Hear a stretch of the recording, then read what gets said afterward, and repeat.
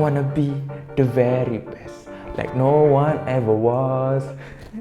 To catch them is my real test, to train them is my cause. Oi. Yang mana tak tahu, itu sebahagian daripada lagu Pokemon. Kenapa tiba-tiba Haikal nak sembang pasal Pokemon ni kan? Sebab hari tu saya ada terjumpa satu kertas kajian. Kertas kajian ni agak menarik bagi saya. Dia menceritakan tentang macam mana 4 tema dalam Pokemon ni menyebabkan dan membuatkan yang Pokemon tu tertarik, ataupun orang bila tengok Pokemon rasa macam ada something yang tak boleh nak dilupakan lah, ataupun ada something yang diorang nak kejar dalam Pokemon. Tema yang pertama yang diorang bincangkan dalam kertas kajian tu ialah tentang hubungan antara trainer dengan Pokemon. Apa yang kita tahu ialah ada seorang trainer, kita dalam game, kita trainer, dia akan tangkap Pokemon dan dia akan train them untuk jadi paling kuat.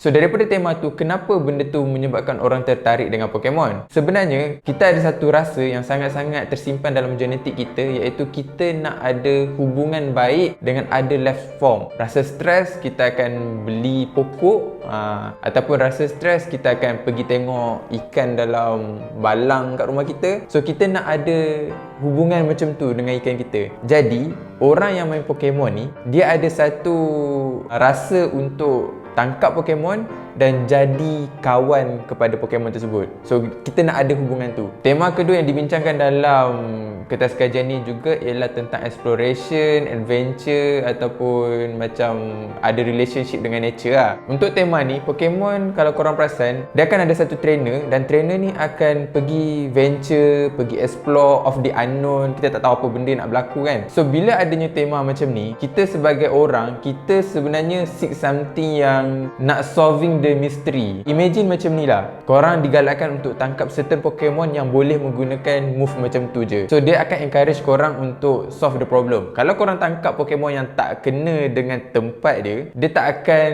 solve the problem. So bila adanya mystery ataupun exploration yang macam ni, orang lagi tertarik untuk main Pokemon. Apakah next exploration? Apakah next mystery yang kita boleh selesaikan? Kita akan rasa yang self-worth kita tu menaik lah sikit kot. Kita rasa macam diri kita ni lebih dihargai lah. Ini membawa kepada point nombor 3, iaitu social connectedness dan acceptance. Dalam Pokemon, kebanyakan konflik akan bermula dengan battle. So bila Pokemon battle, somehow lah, tak tahu macam mana, the conflict are being resolved, macam dah settle lah. Somehow dalam game tu dia bagi tahu yang lepas kita battle someone, NPC tu akan bagi nombor telefon kan, dan kita akan rasa kita jadi kawan dengan dia, kita akan ada relationship lah dengan dia, kita akan ada somehow macam friendship lah dengan dia kan. Somehow inilah apa yang dia nak cuba sampaikan. Kita akan rasa kita lebih diterima oleh masyarakat selepas kita solve the conflict. Macam tu lah.